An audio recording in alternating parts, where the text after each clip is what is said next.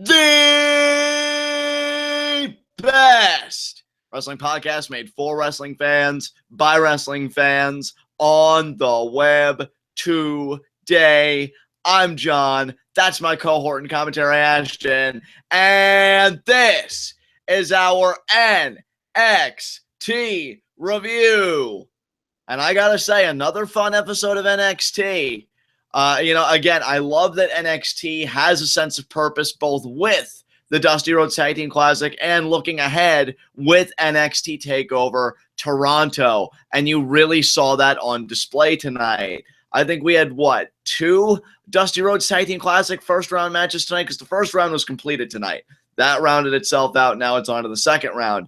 So that got spotlighted in a major way with two fun tag team matches. The women's angle got furthered. Another one got introduced specifically for Toronto. And Ty Dillinger and Rude, their feud continues to pick up steam. So I'd say this was a productive NXT. I'd say this was an NXT that had its best foot forward.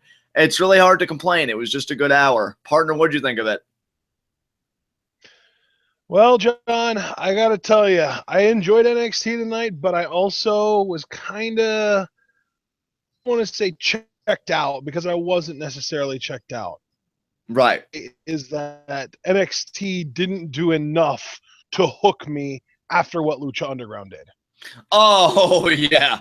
Brother, you had to know from my end, NXT could have given me the world on a silver platter, and I still would have greeted it with indifference with what Lucha Underground gave us tonight. It was never going to be enough, but I'm trying not to hold that against NXT. For me personally, because, again, you know my reasons.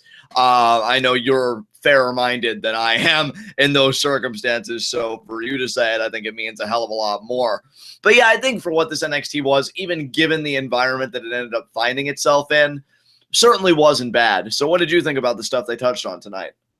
I mean, yeah, it was all right. We got sort of the least interesting first round Dusty Rhodes Tag Team Classic matches. So it was kind of like we might not necessarily be super excited to see these, but we need to get them done and out of the way so that we can move on to round two. And then I think the rest of these were pretty much all squash matches. So, nothing really worth writing home about, but definitely not a bad show by any means. No, certainly not. And with that said, let's just get right into our first segment. Heat of the night. No heats tonight. I even struggle to think of a nitpick. I'm good here. What about you, partner? Yeah, I'm pretty much along the same lines. I'm not super excited about the person that they announced to be Asuka's opponent at TakeOver Toronto, but on that same note, I can kind of understand why they did it because they don't really have anyone that they've built up as credible enough to take Asuka on yet and not be like a dud kind of match. So, I'm not super fond of the idea of bringing back, sort of legend status people to take on current champions. But in this specific case, I think I'm willing to make a pass for it. I'm right there with you because the whole story is that nobody is ready for Asuka, and she's been running roughshod over the division. So what do? You go outside of it. I understand the story. I'm right there with you. Normally it leaves a bad taste in my mouth because I'm like, that's shirking a current woman that could use that spot, but really there is no current woman that can use that spot because I'm still waiting for them. And especially after tonight, because really tonight the one woman that I would say is closest to being at that spot lost to like a jobber. So yeah. And Ember Moon, I feel like it's been a while since we've seen her, much to my chagrin. It is a while since we've seen her, and it is really unfortunate. Yeah, because, more Ember Moon in my life, I'm never going to complain. So I totally get where you're coming from, but I think given present circumstances, it was the best out, and we'll get more into that when we get to it. So with that said, let us get right into our NXT review, and we start the show in a big way. Dusty Rhodes Tag Team Classic Tournament match. Team DIY, Gargano and Ciampa against Tian, Bing, and HoHo Loon. And I got to say here, fun opener. And I really want to point out, as far as Bing goes, because I know he was the big signing for the Chinese market, huge deal surrounding him because it was just breaking such fresh ground for the WWE. I liked what I saw from him, and I think him being in a tag team again, you know what I've said before. I very much share Booker T's philosophy when it comes to tag teams. Some talents, it's just better to start them out that way. And I think this Dusty Rhodes Tag Team Classic, even though it was only for this one match, good introduction for him. And I liked what I saw. In the end, though, Team DIY does win with the affectionately named post-concussion syndrome. I said that because that's the name you gave it, the PCS, and I've loved it ever since. So we know that DIY is going to be facing the Revival. But, yeah, good match here. What did you think? I mean, this was a solid freaking match. Honestly, I would post, but this is a contender for a match of the night, I would say. It wasn't. The main event was definitely better now that I think about it, but this was still the best match, and which makes it the second best match of the night, which is out of 5 matches, that's not bad. Certainly not. You know, I love Gargano and Ciampa as a tag team. I'd love to call them my next NXT Tag Team Champions, mainly because the longer the New Day's reign goes on, the more I want the Revival to be the team to end it, because I think it just fits their cockiness just so well to go in and do that. But they would need to be freed up first to do that. So, yeah, everybody could help everybody out.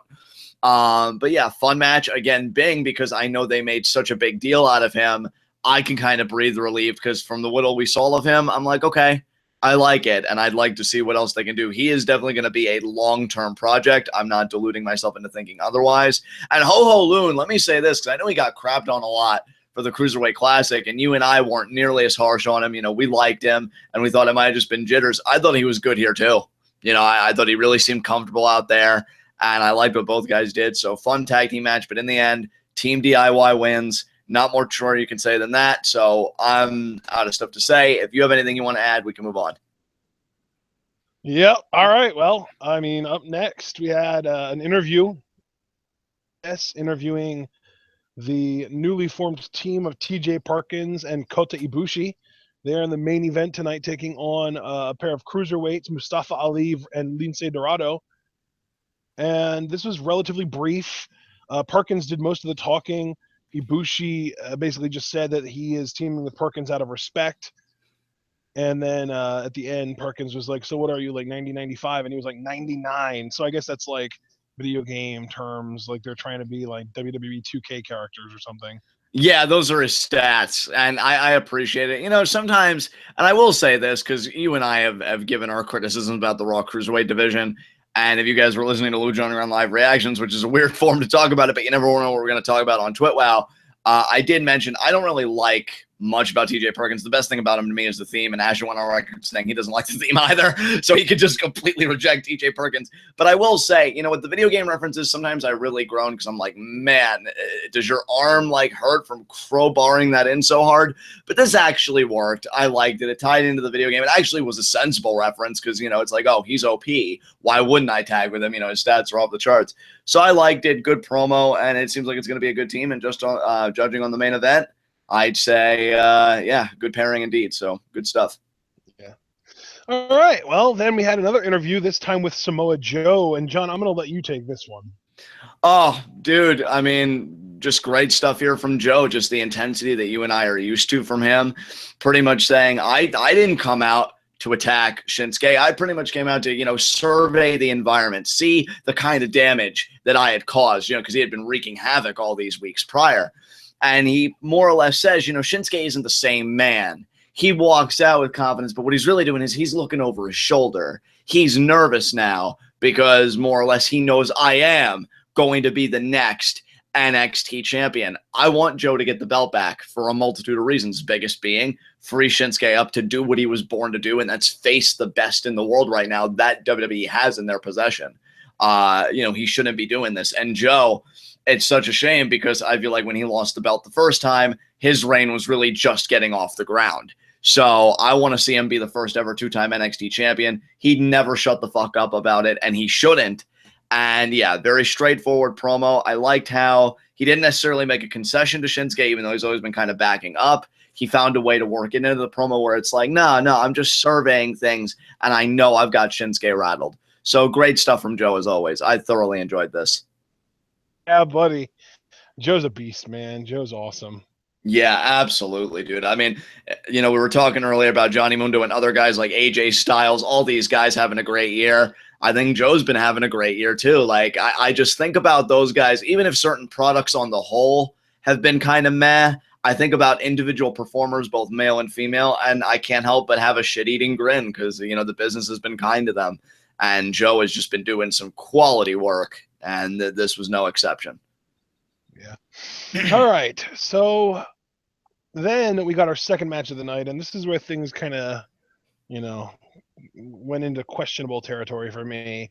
Aliyah versus Billie Kay. And the booking of the last couple months, you'd expect this to be basically a squash match. And before the finish even happened, I was getting ready to talk about how I feel like Aliyah has improved significantly since the last time we saw her, just as far as actually knowing that she's the babyface and acting like it, Like the last time we saw Aliyah, she was supposed to be the babyface, but she was still trying to heal it up a little bit. And in this match, she was doing kind of, the more fast-paced kind of offense, and she was trying to kind of pander the crowd a little bit more. So I definitely appreciate that improvement. But then Liv Morgan comes out and tries attacking Peyton Royce, and Billie Kay, being a great best friend, attempts to pull Peyton to safety in the ring. Got things handled because what's Aliyah going to do?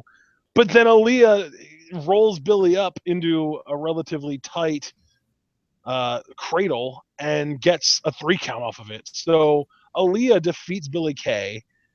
And then after the match, we got a pretty one-sided brawl with Billie and Peyton asserting themselves. Peyton hit a running knee on Aliyah. And then we had she also grabbed Liv by the hair and kind of did a bulldog onto Billie Kay's knee on Liv Morgan. And then they just kind of posed to end the segment. But man, surprise win followed up by a dominant beatdown. So what did you think of this, John? First and foremost, because this was requested by me, from Paul, one of the most amazing people ever. You failed, Liv! You failed! He wanted me to give her one of those. But as far as this goes, I agree with you. I was just as perplexed by the booking because, and I don't mean to be offensive here for once, but, you see Aliyah come out and you're like, oh, okay, this is just to kind of service the greater momentum of this new tandem of Billie and Peyton. Makes perfect sense. They said they were going to own the division, put everybody on notice. They can make an example out of Aliyah. Lord knows Asuka did only a short while ago. But then she gets the win. Now, because, going back to our roots, TWitWoW was always about finding the silver lining. I guess the silver lining is we can get more women involved in this feud. Now Liv Morgan isn't by herself anymore, and Aliyah can be a part of this feud and finally get some development after seemingly being on the radar forever. However, that is a very thin lining because to me, I am really, and I still am despite this setback, into the tandem of Billie and Peyton. I think there is a lot of potential here, and I think potential is everything when your division, and I say this both, well, really, I do say it kind of as an insult. I don't really know where you can find the compliment there, but the division is kind of a vacuum right now because they've made it like Asuka's beaten everybody. And you even see in a segment later, like they validate that with their recourse for Toronto. So in the wake of that, anything you have, you need to latch onto, you need to put your foot on the gas and not let up. And to give Aliyah this win, I think it's more of a resuscitation kind of effort. Like, oh, we need to build as many women as possible because Asuka's been so dominant, but quality over quantity. I'd rather have two really well-built heel females in Billie and Peyton than for their momentum to be kind of stagnant or regressed or whatever at the expense of pushing somebody like an Aliyah who has just been so under the radar until now. So it's a mixed bag, but it's mostly negative. I really can't give a stamp of approval on this. I guess it does make Liv also look like a babyface, like I'm not going to take your shit, and she's finally retaliating a little bit against Billie and Peyton. But really, what kind of retaliation was that? Because you cost them the win, but they stand tall to end the segment. I guess one, to get the heat back, which makes sense, but how does that make Liv look? Okay, you cost them the match, but then what? And you didn't have a plan, and you got laid out on your ass, hence the whole you failed. So, yeah, that's really what I think about it. It's kind of a head-scratcher, dude, for sure. Yeah, I mean, there was the result, but the reason that it wasn't like a nitpick or heat of the night for me was just because of how dominant they were in the post-match beatdown, you know? Yeah, and by the way, one other thing I wanted to say, because you brought this up, that bulldog knee double team, sick as fuck. I loved it. I'm like, that looked vicious. So I'm all about this team, dude. I hate when booking like this gets in the way. It's kind of NXT's answer to 50-50 booking. Yeah, not exactly the right answer. Well, I guess better luck next time. Okay, so we had our third match of the night. Noah Potjes, who we've seen, I think 1 or 2 times now, and he's never won a match that we know of, versus Ty Dillinger, who needs to be winning on his way to NXT Toronto. And he does relatively quickly with the tiebreaker. He gets an interview, but that gets quickly interrupted by Bobby Roode. There was a beatdown. Roode hit his new finisher, the sort of impaler DDT, Ty on the entrance ramp up at the top. So that was pretty brutal. And then he just kind of posed again. Lots of posing tonight, I noticed. Yeah. And Bobby Roode being more the self-absorbed character, you're going to see a lot of posing from him. But did you like this segment on the whole, like the quick match and then the beatdown? Did you feel like it did well to service their feud? I would say that was fair. Yeah, it was pretty good. I'm not going to complain too much about Ty getting a win and then the beatdown by Roode to kind of, push forward the match and hype it up. And of course, Roode. So yeah, it was solid. Dude, I'm just happy that Ty Dillinger's in an angle and in an angle that with, some emotional weight to it at that, because, Bobby Roode spit on Ty, and it's not just that he spit on him at any time. He spit on him during the Dusty Rhodes Tag Team Classic, which definitely strikes an emotional chord. So I'm happy he's in an angle like this. I just hope he wins. But again, those conversations will become more substantive the closer we get to Toronto. And when we do, NXT TakeOver Toronto preview and predictions. But yeah, this was a nice little stop for their feud. I thought it was good. Yep. All right. Well, we can move on then. And up next, we had another interview. This was with TM61. And this was, in my opinion, probably the most entertaining talking segment that we had of the night. I freaking love Shane Thorne, man. He is so good. Yeah, I want to see more of this from these guys. I thought it was great. They seemed so comfortable talking. Was it Shane Thorne? This Yeah, it was. Like, yeah. Me is like the Australian answer. Thrill Seekers back in the 90s. Do you know who the Thrill Seekers were? No. Jericho and Lance Storm. That sounds amazing. Yeah, they Shane Thorne has some Jericho to him, and Nick Miller is that like serious all the time, super, straight laced, but still pretty good in the ring kind of guy like Lance Storm. That's what these guys remind me of. Yeah, man, because I think it was Shane Thorne that was like, oh, we know what each other's thinking. Oh, trust fall. And then Nick Miller's like, dude, seriously? And he's like, well, you caught me. Prove his point. Exactly. I definitely want to see more of this in these guys. Here's the thing. I did kind of have to chuckle a little bit. Of course, this is just me being a stickler, because they talked about like what a dominant and kind of, well-known and travel tag team they are. And yet I couldn't help but think you guys really struggled against Tino Sabatelli and whoever his partner was. I already forget his name. I just know him disaffectionately as the guy Riddick Moss, or as you all know him, the guy who injured Hideo. Riddick Moss, and I'm like, you really struggled against those guys.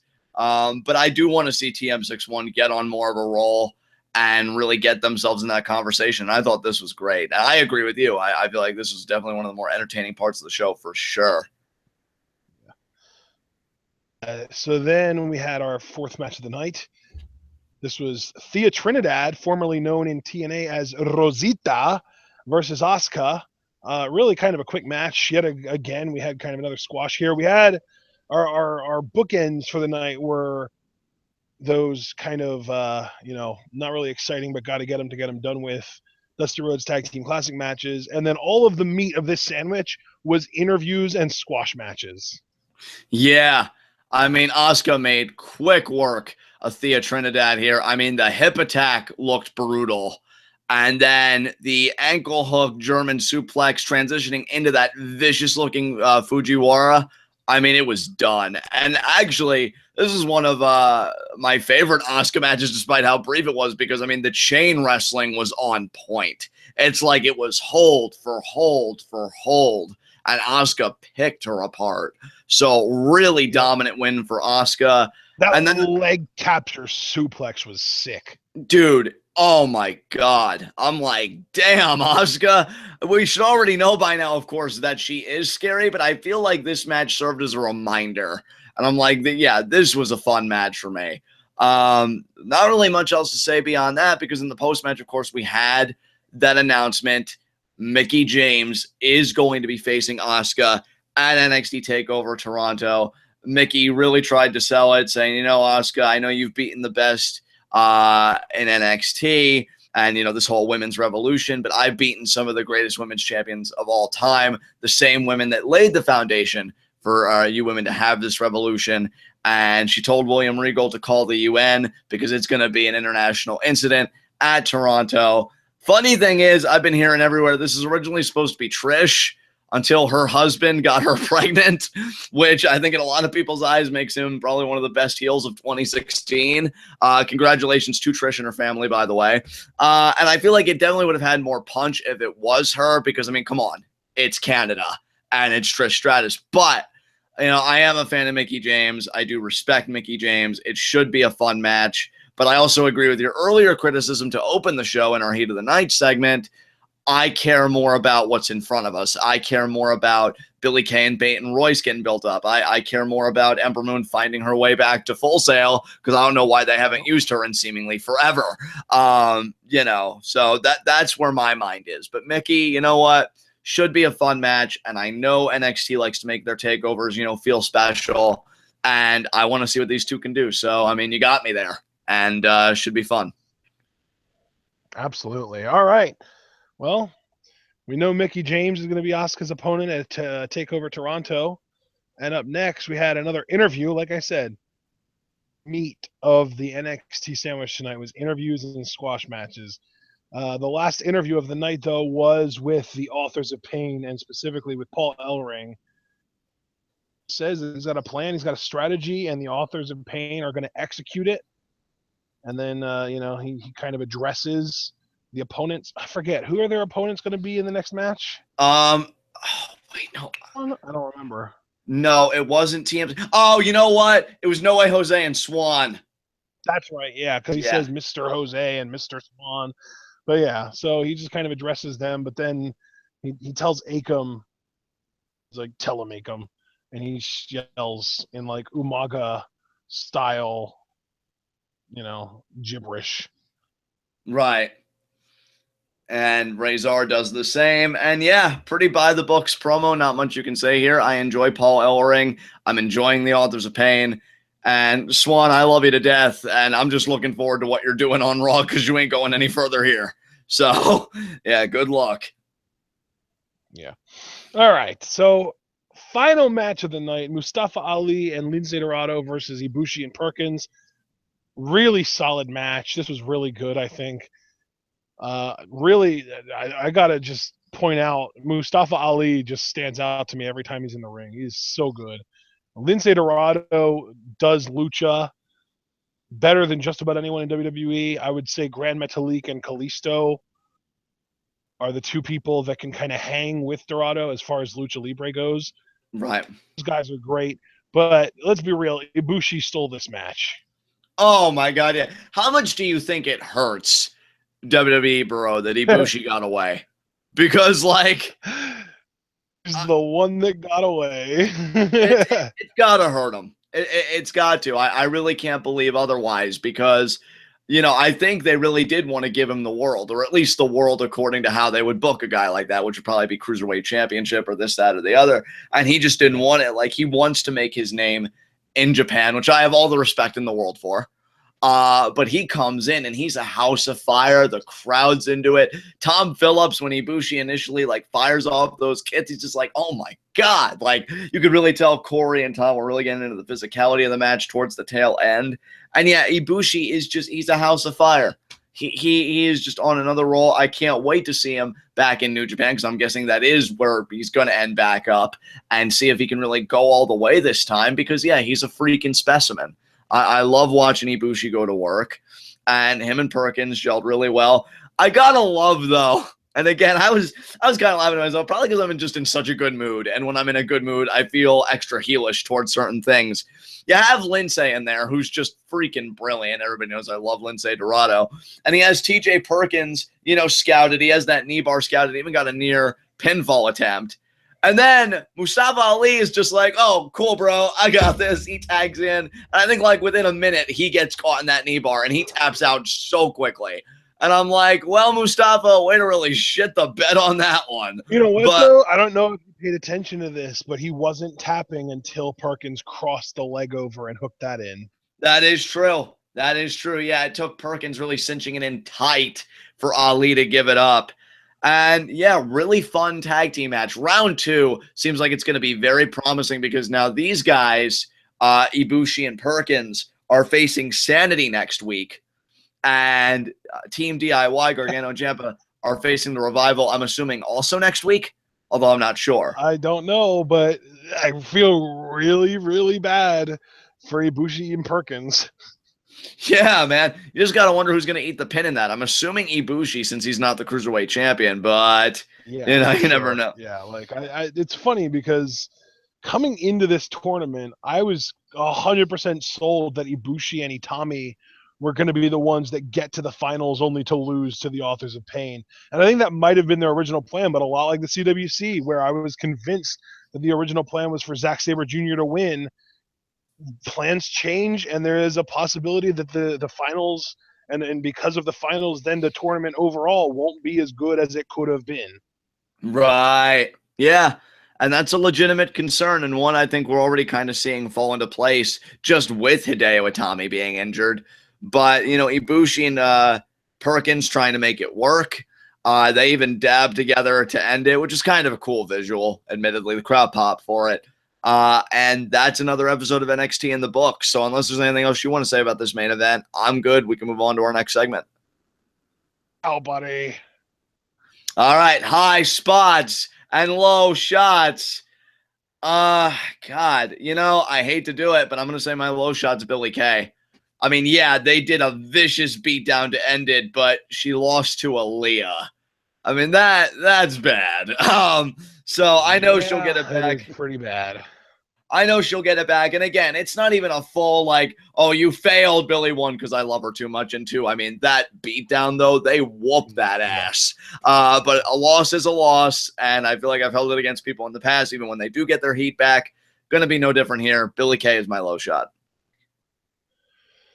Well, I suppose that's fair. I think my low shot, just kind of pile it on here, is going to be Mustafa Ali, because you haven't been on Raw yet, so you would think that he really has something to prove here. And not only does he lose, but like you said, man, Perkins locks in that knee bar and immediately taps out. Yeah. And I agree with you. With that tap out, him and Dorado out of the Dusty Rhodes Tag Team Classic. Not much more you can say than that. As far as my high spot goes, you know what? I'm going to say my high spot. Who am I going to say here? I'm going to say my high spot is a tag team. I'm going to go Team DIY because it's not just the idea that they advance in the Dusty Rhodes Tag Team Classic, though that is huge. But they get to face the Revival, which is all they've wanted to do. Because between the sneak attacks and the losses and everything, they've wanted to get back in the ring with the Revival. So even in the grander scheme of things, when you look at this big overall storyline, they're getting what they want. They're getting the Revival in round 2. And if they beat them, then it's another shot at the NXT Tag Team title. So the table's set for them. All they got to do is take it. And because they did the table setting, they are my high spot. Yeah, that makes a lot of sense. And I had two different high spots in mind, and you took the top one, so I'll take my second, and that's gonna just keep it simple. The team of Ibushi and Perkins, just picking up the win, moving on in the tournament. I didn't want to say just Perkins because Ibushi was really impressive, but I didn't want to say just Ibushi because Perkins picked up the win. So I'm going to give my high spot to the entire team, Ibushi and Perkins. Hey, makes all the sense in the world to me. With that said, are there any concluding remarks you have about tonight's NXT? I don't think so, man. This was a little bit of a quicker review than usual, only about a half hour, but it was a pretty, uneventful episode of NXT. Like I said, we had the two least interesting Dusty Rhodes Tag Team Classic first round matches, and then everything else was just backstage interviews and squash matches. So, if this was a sandwich, we had, really decent but not exceptional, maybe like a pretzel bun. Pretzel buns are pretty good, but they're not amazing. And then the meat was like bologna. The cheapest, simplest stuff you can imagine. That's kind of what our NXT sandwich tasted like tonight. Yeah, man. And believe me, I'm a guy, I can appreciate quality lunch meat. Don't really think this NXT had it, at least, by comparison to Lucha Underground.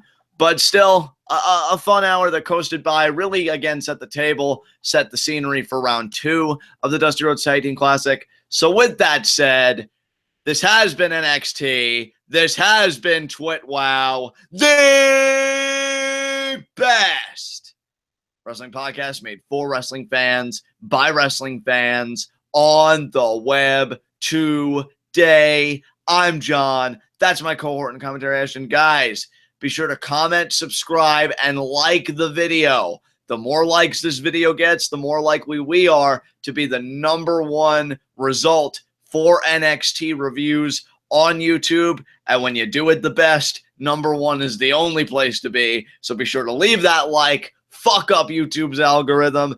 And guys, you already know all of the TWitWoW related media to check out because of my cohort and commentary's brilliant backgrounds, what you may not know. And if you didn't know it, you're going to know it now. Submit questions for Q&A. We do Q&As last Friday of every month. That means tomorrow, because it is after midnight here. So the 28th, you got that little bit of time left. Submit your questions because that will be Q&A. So get your 5 questions in. You have a litany of media to go through. Comment on the YouTube videos. Go to the TWitWoW Facebook page. Leave a like while you're there and message us your question. Tweet at either Ashton or myself. Use the Reddit. You have options. 5 questions. You can divvy them up however you like between the two of us. And I'm curious what you guys have got to ask us. So with that, man, to be fair, they don't have to ask 5 questions. If they only want to ask 2 or 3 or even 1, that's completely in the realm of their possibility. 5 is just the maximum limit.